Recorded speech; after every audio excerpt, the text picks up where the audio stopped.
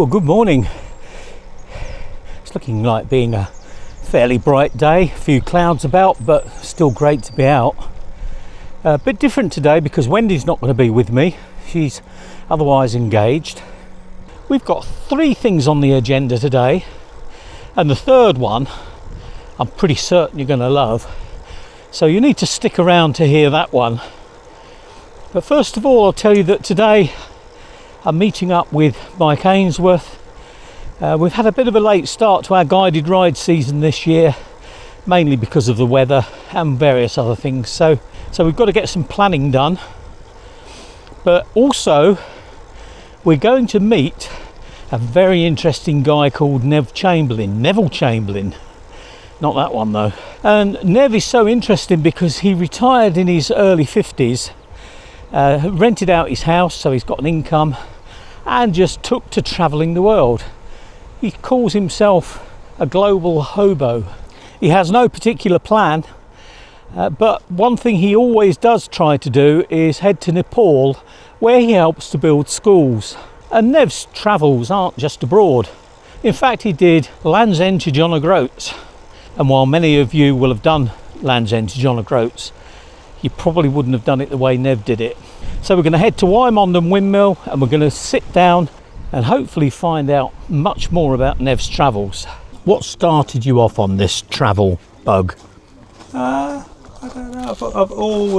I've always enjoyed travel, but I'd never been out of Western Europe until I was 56 years old. I'd travelled in Europe, but I'd never been, and I just started to travel a bit more as I got older. A bit more time off work. I was self-employed. I could take a bit of time off work. And when I was 57 or so, I just looked at my assets and just realised that if I lived frugally, that I could just cut work out of my life, basically, and just travel. And so that's what I do. And if I think that I don't want to live frugally, I just think, well, go back to work and you don't need to live frugally. And then I realised that I don't want all these things. And I would imagine in some parts of the world you've been to, it's not difficult to live frugally. No, absolutely, absolutely. You know, I mean, I can live well within my budget in a lot of the world. And do you find people are generally kind wherever you go? Yeah, absolutely. Yeah, absolutely. Most people in the world just want food in their belly and a shelter over their head and to be left alone, don't they? Even in countries where we're supposed to not like them, it's not the people, it's the government. It's only the governments that fall out, you know, the people. I've never ever had an issue with being British. I would think if anything they're probably interested. Yeah, Fascinating. And it does surprise me given our history in the world. You know? How tall are you? 6'3". 6'3". That's got to be a novelty in some places. Yeah, it is a novelty, but it can also, you can't hide anywhere. That's true.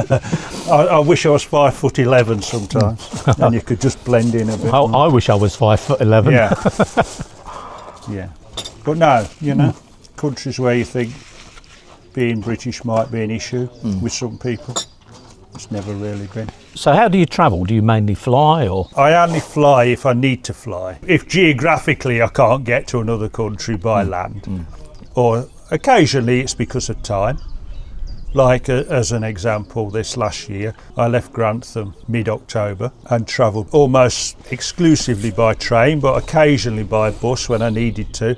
But 10 weeks later I was in Istanbul and I'd not flown. And then I travelled around Turkey for a month and I didn't have to fly. And where do you stay in these hostels countries? Usually when when I'm abroad, usually in almost always when I can in a hostel for the 2 reasons. One, the cost, they're always cheaper, get a bed in a dorm room.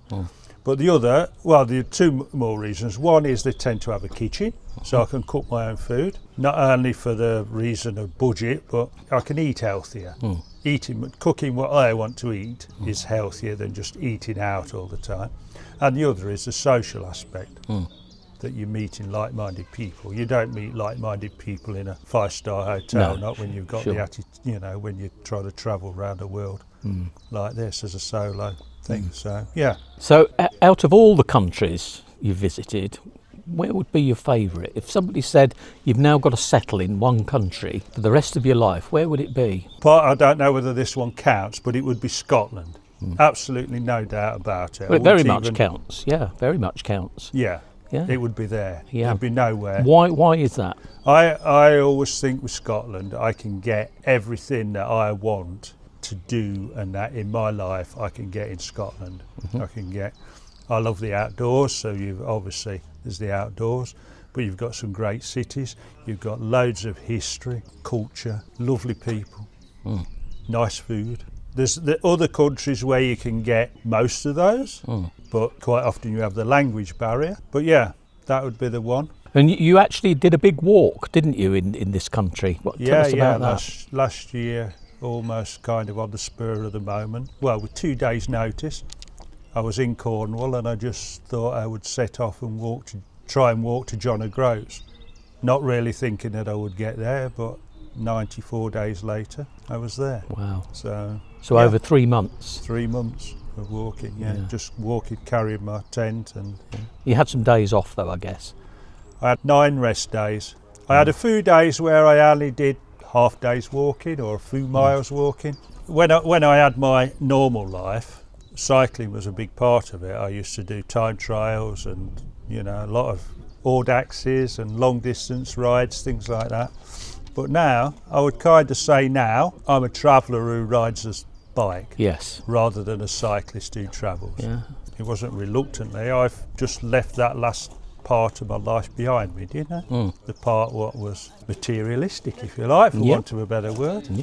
Fair comment. Yeah. I think it's just got a totally different outlook on life. And did you feel a weight lifted off your shoulders? Yeah. Because the era we've grown up in, getting more things, if you got a pay rise, you either wanted a bigger car or a bigger house or everything, and that was kind of everything was geared to it. And so when I decided that I was going to sell everything, it was just an alien concept. I only knew one other person who had ever done it, an American who I'd met in Kyrgyzstan. She was the only other person that I'd known that was kind of on my level. It's okay, you see these city whiz kids who are in their 30s and say, oh, I'm leaving it all behind, but they've probably got £1 million in a bank or something, Yeah. I'd met one person who she's a few years older than me, who had actually done the same thing. So it was just a totally alien concept, not only to me, but to everyone who I knew. But once I started selling things, I just couldn't wait to get rid of it. People would come to buy one thing, look at something else, and I would say, oh, just take it, just get it out of the way. As a typical example, this is how my life had got. The 2019, I had a month off to go cycling in Cuba, worked for 2 months, and then had a month off and went and walked to Everest Base Camp. And then by August, I'd sold everything and was full-time traveller. Global Hobo, as someone, as another one says, which I think is quite it's quite apt. Yeah. And it must bring it home to you when you see people that have got nothing or very little. Yeah, I think the thing is, in the West, we equate wealth with how much money you've got. Yes, exactly. And actually, personally, I honestly, in 7 years of travelling, I've never had a day when I've woken up and not wanted to carry on doing it. And I think I'm as rich as anyone in the world. Well, I think you've hit the nail on the head with that word rich. Yeah. Rich doesn't necessarily mean money. No, that's right. It means richness of life. Yeah. Of experiences. And you've had some fantastic experiences. Yeah. What have you been doing regarding schools and building schools? I think in Nepal, you said. Yeah. So I've been a couple of times volunteering for an American NGO called All Hands and Hearts. They're basically disaster relief is their purpose. And every year, since 2015, since the massive earthquake in 2015, they have a project every year of building at least one school. Sometimes they build a few health centres. Sometimes they build 2 schools, but mainly they've done at least one school every year since 2015. So I've been there twice with them in 2020 and again this year. This time round we built 6 classrooms, a brand new toilet block, and you see what it replaced. Basically, I don't think it would even qualify as a cowshed, to be honest with you, what they've been using since 2015 as a classrooms. And while I was there, we had a massive storm that ripped the roof off it, and luckily we was there, and by the next morning the roof had been replaced by tarpaulins and they could carry on teaching. I don't know how long it would be that they wouldn't have even had any classrooms. It was a rural area, farming rice and a bit of wheat and millet and a few vegetables, but the kids, the school doesn't start till 10 o'clock, so that the kids have had time to help the family on the farm in the morning. You know, it's just like going back 100 years here, you know. But I would imagine they value education. Oh, absolutely. I don't think that there's going to be a disaffected kid who's going to go and burn down the school for some excuse, you know. No, they do. You can see they just enjoy going to school, you know. And people can read about your experiences if they want to, can't they? Yeah. I have a Facebook page which is open to anyone. You don't need to send friends requests or anything, called Roads to Rome, and an Instagram of the same. And we ought to spell that because it's Roads to Rome. Roads to Rome. Play on words. Roads as in a road, and Rome as in to go walking. R-O-A-M. Yeah, but you're back into cycling. I'm back into cycling, but I'm back into cycling because it's travelling. It's the travelling. Well, you're back into being a traveller that cycles. Yes. Then. Yeah. Yes. But you're going to cycle a bit more. This summer I've got a big trip in my head that I'm going to go up into Scandinavia. Okay. For the summer. Tell us about that. Yeah. What's the plan? Well, my plan is to go get a ferry across to Holland from Newcastle, because that's as far north as you can get now. And then just ride up into Germany, and then a ferry to Denmark, ride the length of Denmark, get into Norway, and then take it from there, really. Right, see what basically, what I want to do and what my 90 days in Europe will let me do are two different things. Sure. Actually, I could do I'm going to be pushing that 90-day limit. Anyway, I'm not trying to not let that bother me too much. I'll worry about it when it's getting towards 90 days and where I am. Yeah. I may have to just catch a train or something to get back. Yeah. You're obviously a confident traveller. Yeah, I guess so. Still get anxious. I still have all the trouble. I still have the, believe it or not. I still get anxious when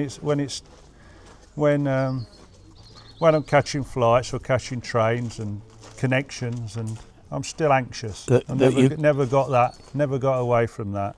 I would sooner have 3 hours in an airport than 50 minutes, if you like, between flights or whatever, Sure. Or even train connections.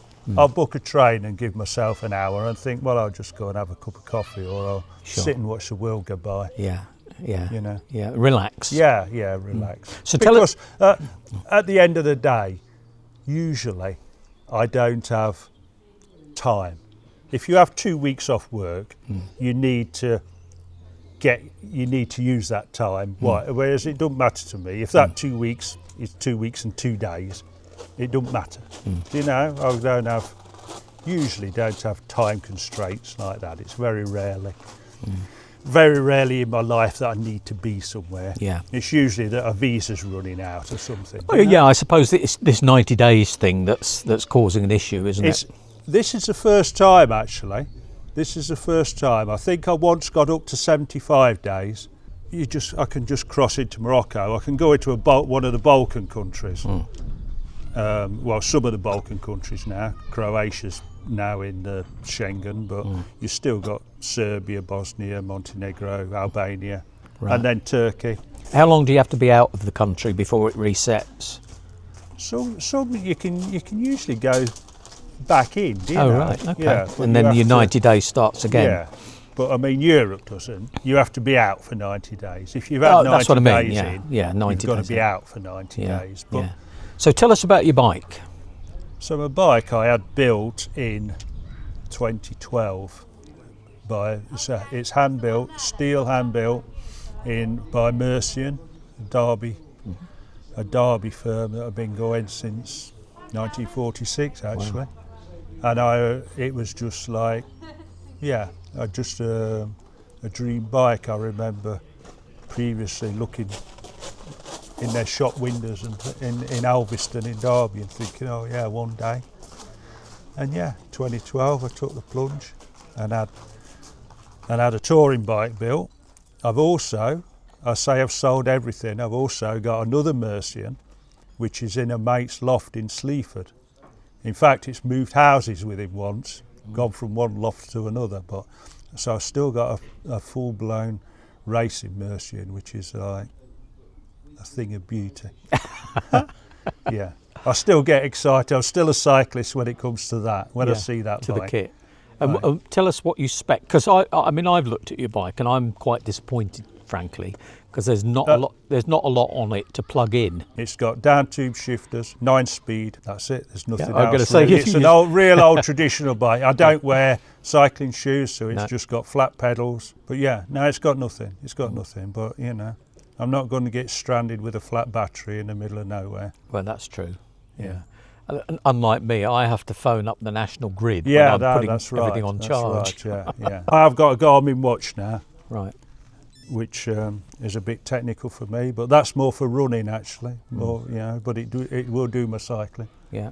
I don't use navigation. I would use just follow your nose and I would probably look at a Google Maps or something if I needed to, but or a paper map. Paper maps. That's my favourite reading material. Yeah. Yeah. But that's where you find interesting things. Yeah. One thing, and it is on this same subject, travelling abroad has made me realise, made me appreciate this country so much more. I love this country. This will be my first summer. When I go to Scandinavia, this will be the first summer that I've not spent travelling in the UK. Last year I did that walk, Land's End John O'Groats, but the year before I cycled 3,000 miles around the UK over the course of 4 months. Just seeing places, just stopping. One place I just got and I liked, it was actually North Norfolk. You could drive there in 2 hours. I spent a week there just because it was just nice, Yeah, and you cycled the route of the Great North Road. Yes, that was one of my more interesting things really. I picked it up just outside London because I couldn't be doing with riding through London with a fully laden touring bike, but then I followed the route of the Great North Road right up to Edinburgh, and it's surprising because this part through Lincolnshire, most of it is actually buried under the dual carriageway, but that is an exception. In almost all the other parts, it's cyclable. The other thing I find quite fascinating is that hill down from Gonnaby down to the A1, and you obviously have noticed the old gallows. Yes, at the top. I mean, that's obviously a replica, but when you look at the history of that, I mean, the carriages that were coming up into Grantham would struggle up that hill. And of course, it was manna from heaven for the highwaymen. And they, as they were struggling up the hill, they'd attack. So that's where they used to hang the bodies, just to warn them off. That's right. But there's just so much history on that road. I don't know if you know, but just south of Peterborough at Norman Cross, there's an old monument there. That monument is a memorial because it was the world's first POW camp in the Napoleonic Wars was there. But Gunnerby Hill is now in them cuttings. Well, until they used prisoners of war from there, until then it went over the natural hill, and it was prisoners of war from Norman Cross camp that made them cuttings through there. So back in the day of the highwaymen, it was even steeper. Wow. Yeah, I didn't know that. And just all these things that you learn along the way. Do you know? I obviously use guides to find this out. But there's just so much interest. I mean, I'm not a massive historian. I'm not, but I just do find It's interesting. all this interesting. Yeah. And you particularly like looking at old churches and things? I like old churches, always. Oh, if I go, whenever I'm out, I always go. I always think they're just a nice place to go and get out of the sun or the rain and just have 5 minutes, just chill out, reflect, and just look round them. So Nev, Roads to Rome, I'll put a link below this, so if people want to check you out. Check it out. But I mean, genuinely, I think you're a great writer. You express what's going on wonderfully. You build up the atmosphere, lots of photographs and so on. Yeah. So long may it continue. Yes, yeah. No sign of it ending in my head anyway. Good. Or my bank account at the minute, so I'm doing all right. All right at the minute. You're being frugal. Yeah. Good man. We're getting there. So we better ride back. Yeah. Okay. Yeah. We'll get off. Some more. Yeah, before the leg seize up totally.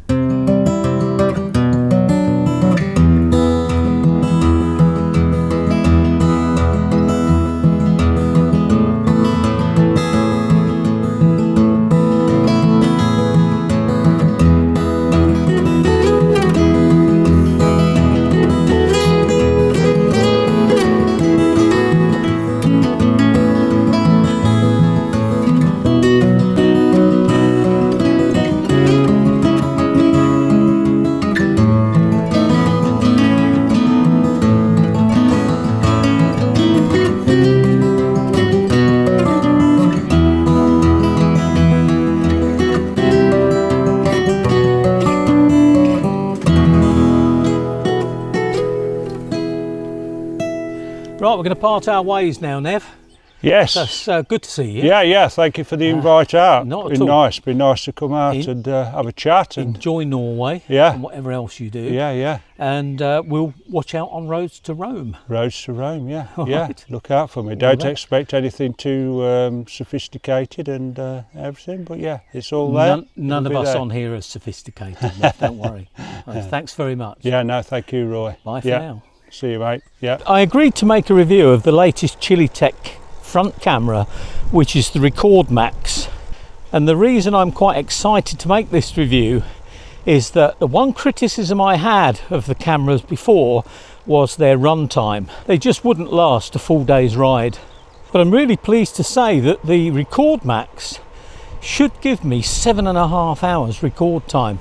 Now I've commenced testing, and this is some of the footage I've got so far, but I'm going to be doing a lot more testing in different light conditions and so on.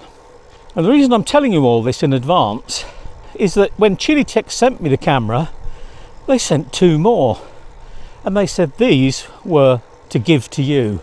So what we'll do when this review comes out, we will actually have a draw for 2 Chilitech Record Max cameras. To be in with a chance of winning this, you do need to be subscribed, because what I'll do is set that giveaway so that you need to make a comment, but it won't allow comments from anyone that hasn't been subscribed for a certain amount of time. So if you're interested in entering this, keep an eye out for the Chilitech Record Max review, but also make sure you subscribe today.